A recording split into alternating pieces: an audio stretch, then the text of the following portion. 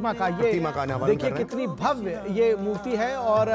निश्चित तौर पर जटायु, गिद्धराज जटायु आज भी याद किए जाएंगे कि जिस तरह से प्रधानमंत्री ने कहा कि वो जानते थे कि वो महाबली रावण के खिलाफ युद्ध नहीं जीत पाएंगे उनके विरुद्ध, उसके बावजूद यहाँ तुलसीदास जी का हमें जिक्र करना जरूरी है, जो उन्होंने जटायु के पूरे चरित्र का वर्णन किया है। जब जटायु सीता हरण को रोकने में भले नाकाम हो गए, लेकिन अपने प्राणों का जो उन्होंने बलिदान दे दिया और जब घायल अवस्था में थे और जब राम उनसे मिलने पहुंचे तो राम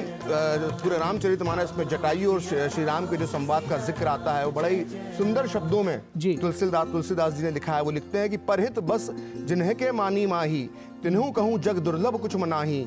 तनु तीज तात जाहू मम धामा, देहू काह तुम्हें पूरन कामा। यानी भगवान श्री राम जटायु महाराज से कहते हैं कि जिनके मन में दूसरे का हित बसता है उनके लिए जगत में कुछ भी दुर्लभ नहीं है। हे तात, यानी हे जटायु, हे तात, शरीर छोड़कर आप मेरे परम धाम में जाइए, मैं आपको क्या दूं, आप तो सब कुछ पा चुके हैं। ये जो भाव भीना संवाद जो है प्रभु श्री राम और जटायु के बीच में, जटायु के अंतिम वक्त में, और आज उसी राम जन्मभूमि पर, उसी राम के महल में, उसी राम जी के घर में जटायु राज की जो है ये विशाल प्रतिमा लग रही है। और ये प्रतिमा हमें याद दिलाती रहेगी हमारे आने वाली पीढ़ियों को बरसों बरस तक कि नारी अस्मिता के लिए इस तरह का आत्म उत्सर्ग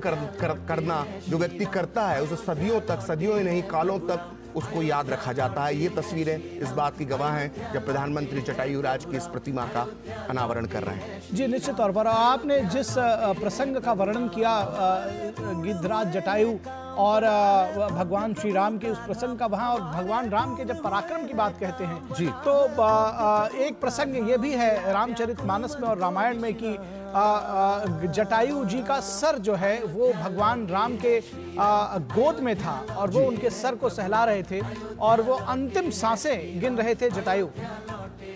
ये देखिए ये दिव्य तस्वीरें ये भी कही जाएंगी क्योंकि ये जो श्रमिक हैं, जो ये श्रमिक हैं, ये वो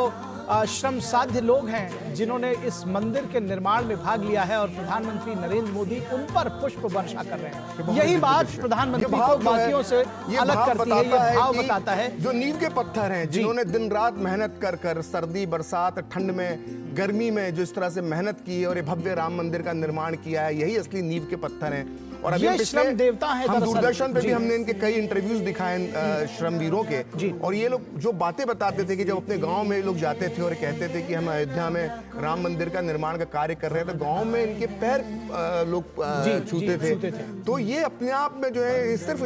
श्रमिक नहीं है, श्रमवीर है, ये असली राम भक्त हैं, इसीलिए जिनकी मेहनत पर राम मंदिर खड़ा हुआ। प्रखर इनको इसीलिए श्रम देवता कहा जा रहा है। और सच में ये एक जो चलन और ये जो भाव जिसमें कहते हैं ना कि जाकी रही भावना जैसी प्रमूरत देखी तिन तैसी, तो इनके अंदर भी प्रधानमंत्री नरेंद्र मोदी जो भाव देखते हैं उन्होंने एक नया रूप दिया है। अगर हम ये कहें कि त्रेता युग में जैसे वानर सेना थी जी, त्रेता युग में जो कार्य वानर सेना ने किया, ठीक उसी तरह से ये इस युग की जो है ये श्रम सेना है, आपने निश्चित तौर पर कहा। और इस मंदिर के दुसाध्य मंदिर के निर्माण में जिस तरह से इन श्रमवीरों का योगदान रहा है उसको अलंकृत करते हुए प्रधानमंत्री पुष्प गुच्छों के द्वारा पुष्प